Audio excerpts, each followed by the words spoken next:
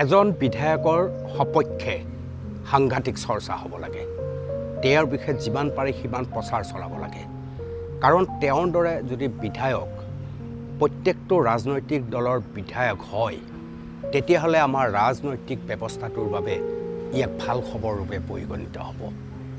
মই ক'ব খুজিছোঁ মৃণাল শইকীয়াৰ কথা।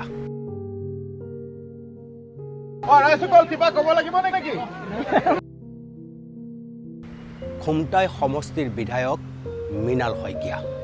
মৃণাল শইকীয়াৰ চিন্তা আৰু চেতনা আনতকৈ বহুত পৃথক।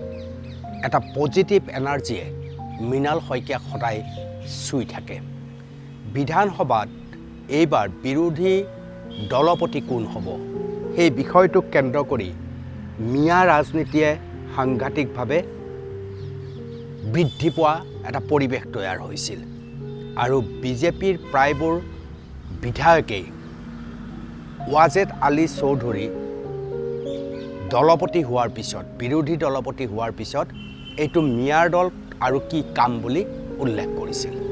কিন্তু সেই একে সময়তে মৃণাল শইকীয়াৰ মন্তব্য শুনক।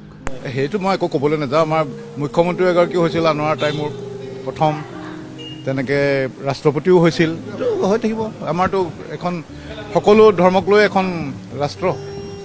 মৃণাল শইকীয়াই ক'লে যে আনোৱাৰ টাইমৰো মুখ্যমন্ত্ৰী আছিল, প্ৰধানমন্ত্ৰী ৰাষ্ট্ৰপতিও হৈছে। গতিকে এনেধৰণৰ পদবীৰ বাবে ধৰ্ম কি ডাঙৰ কথা নহয়। যি সময়ত বিজেপিত মিঞা ৰাজনীতিয়ে এক প্ৰকাৰ সৰ্বগ্ৰাহী নিচা লোৱাৰ পৰিৱেশ হৈছে, সেই সময়ত সেই বিজেপি দলৰ এগৰাকী বিধায়কে এনেধৰণে অসাম্প্ৰদায়িক পৰিৱেশৰ কথা ক'ব পৰাটো বৰ সৰু কথা নহয়। সেই অৰ্থতেই মৃণাল শইকীয়াৰ দৰে বিধায়ক আমাক খুব প্ৰয়োজন হৈছে। এই মৃণাল শইকীয়াৰ সমগ্ৰ জীৱন যাত্ৰাটোৱে আপুনি মন কৰক। নিৰ্বাচনৰ সময়ত আমি মৃণাল শইকীয়াক কি দেখিলোঁ যে সাংঘাতিকভাৱে ভোট বিচাৰি সভা কৰি নুফুৰিলে মানুহজনে সমষ্টিৰ মানুহৰ ঘৰে ঘৰে গৈ কেৱল এটাই কথা কৈছিল, যদি মই ভাল কাম কৰা বুলি ভাবিছে মোক ভোট দিব, যদি নাই ভবা নালাগে। ইমান স্পষ্ট। আপোনালোকে জানে যে মৃণাল শইকীয়া হৈছে চাইকেল চলাই ঘূৰি ফুৰা এজন বিধায়ক। কোনো ধৰণৰ গ্লেমাৰে তেওঁক আচ্ছন্ন কৰিব নোৱাৰে। এই সময়ত যেতিয়া পেট্ৰল ডিজেলৰ কথা কৈছিল, তেতিয়া আমি মৃণাল শইকীয়াক দেখিলোঁ যে নাইট ছুপাৰত আহি তেওঁ বিধানসভাত অংশ লৈছে। অৰ্থাৎ এখন গাড়ী তেওঁক লাগিবই, সেই ধৰণৰ ভবা মানুহ তেওঁ নহয়। বহু বিধায়কে মুখেৰে কথা কয়, কিন্তু মৃণাল শইকীয়া এনেকুৱা এজন মানুহ যি হাতে কামে দেখুৱাই দিয়ে। আপুনি আজিৰ তাৰিখতো যদি তেওঁৰ সমষ্টিলৈ যায়, তেওঁৰ সমষ্টিৰ একাধিক মানুহ তেওঁক লৈ সুখীয়ে আপুনি দেখিবলৈ সক্ষম হ'ব। ক'ৰবাত যদি পাৰ্ক বনাইছে, ক'ৰবাত ৰাস্তা ঠিক কৰিছে, য'ত যি সমস্যা হৈছে মৃণাল শইকীয়া তাত গৈ উপস্থিত হ'ব। নিজৰ কৰ্ম সাধনাৰ লগতে মৃণাল শইকীয়া আটাইতকৈ ডাঙৰ গুণটো হৈছে তেওঁ যিমান পাৰি ৰাজনৈতিকভাৱে নিজক নিৰপেক্ষ কৰি ৰাখিব খোজে। এটা সময়ত তেওঁ প্ৰয়োজন হোৱা বাবে বিজেপিকো তেওঁক চোকা সমালোচনা কৰিছিল। ইয়াৰ অৰ্থ এইটো নহয় তেওঁ বিজেপি বিৰোধী। তেওঁ ৰাষ্ট্ৰৰ বাবে উৎসৰ্গিত এজন বিধায়ক যেন মই সদায় অনুমান কৰোঁ। এই বিধায়কজনৰ এটা তেজোদীপ্ত মন আছে, উজ্জীৱিত চেতনা আছে।